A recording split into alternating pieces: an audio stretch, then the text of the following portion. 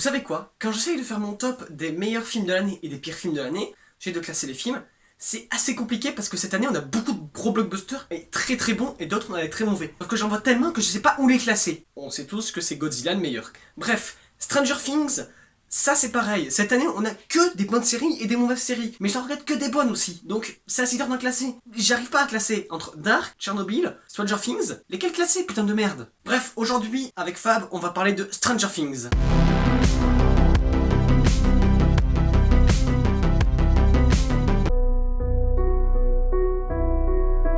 Niveau réalisation, j'ai adoré, c'était super bien réalisé, c'était même meilleur, des fois meilleur que des films de cinéma, là. Notamment la scène, ceux qui ont vu quand Hooper se fait chasser par le sort de Terminator russe dans l'espèce d'attraction, là.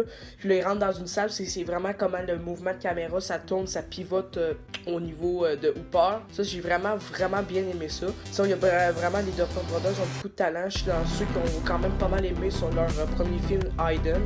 Donc, bref. J'ai mis mon plus beau t-shirt de Stranger Things. C'est très sympa, vous avez vu? C'est sympa.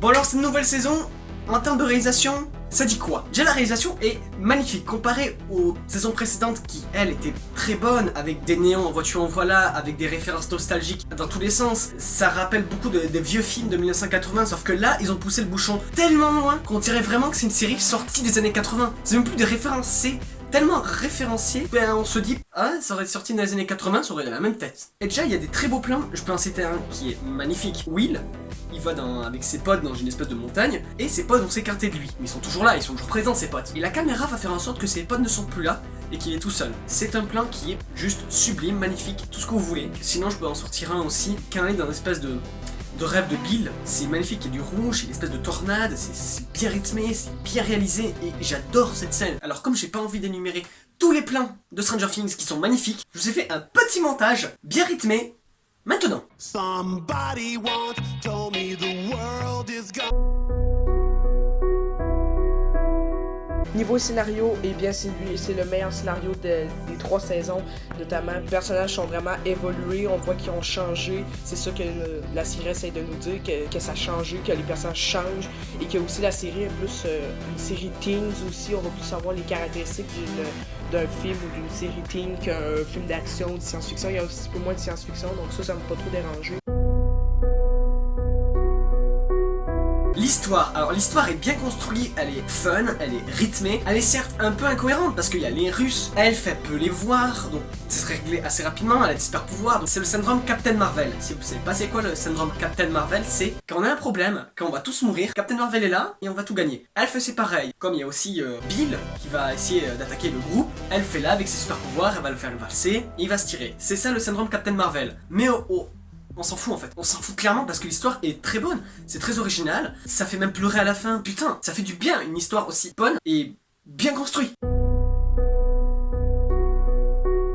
C'était super bien fait, notamment la réalisation entre Eleven, j'oublie son nom, Mike. Donc cela est super bien réussi. Ce sont les nouveaux personnages qui ont été élaborés, comme notamment la sœur de Lucas, Erika, qui ont le plus élaboré dans cette saison. Dans la saison 1, était un petit peu moins, était vraiment secondaire. Dans la saison 2, on la voit juste pas. Mais là, dans la saison 3, elle a vraiment une meilleure utilité. La relation entre Robin et Steve qui est aussi très bonne. Donc les deux, donc vraiment, vu que Robin est lesbienne, elle veut pas sortir avec Steve, mais ils ont une sorte de bonne chimie entre eux, c'est comme des bons amis. Donc bref, ça c'était super bien réussi. Sinon, Hooper, voilà, son personnage est encore super réussi, un des meilleurs, je pense pour moi, peut-être mon personnage préféré ou un des meilleurs. Les acteurs. Alors les acteurs, j'avais déjà parlé de Molly Bobby Brown dans Godzilla qui est juste ici. Très grosse affiche de Godzilla. Cette actrice, là elle est très bien. Je vous le dis direct, je vais pas tourner autour du pot, c'est une très bonne actrice Molly Bobby Brown.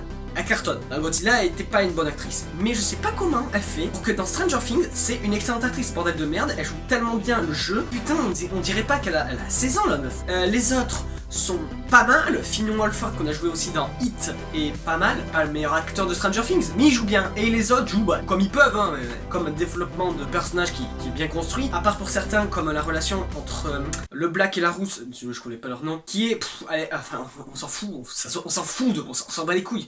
Pour moi, le personnage le plus exploité, encore une fois, c'est Elf et Finn Wolfhard. l'ambiance est super bien collue. On a des belles références à Back to the Future et Terminator à travers un personnage. Terminator plus que j'ai parlé tantôt. On a une belle ambiance, il y a beaucoup de musique des années 80, surtout 85, je pense que la série se passe en 85. L'ambiance aussi, 4th of July et tout ça, c'est super bien réussi encore une fois.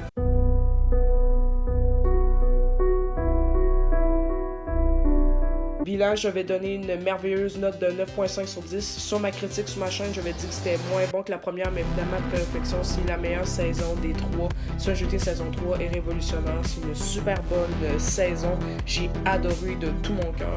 Et la fin m'a versé des larmes vraiment beaucoup. Donc voilà, j'ai donné un merveilleux 9.5 sur 10. Et à toi, Warren.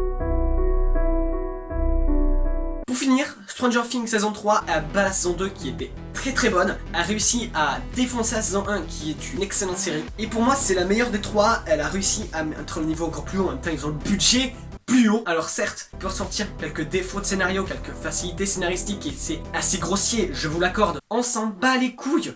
Totalement, c'est une série qui fait du bien, l'atmosphère est bien créée et bien flippante parce que je vous le dis direct, quand vous êtes gosse, parce qu'il y a beaucoup de gosses qui regardent Stranger Things, vous allez avoir peur parce que pour moi c'est une série qui va bientôt tourner au moins de 12 ans parce qu'il y a beaucoup de gore, des scènes avec l'espèce de bête qui me rappellent par moments Horribilis.